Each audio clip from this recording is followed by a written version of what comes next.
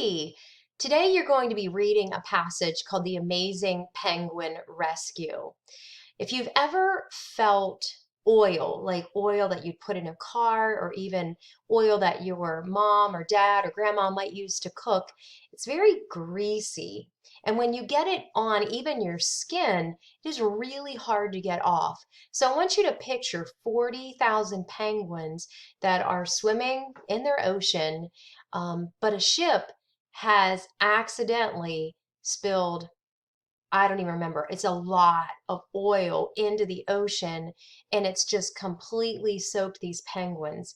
So you're going to be actually, first of all, listening to the story.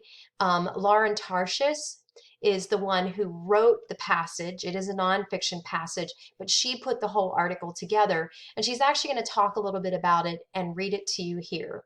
Okay, and then you're going to be learning about text structure. So I'll make another video on that page, but for now, click on this video to get started.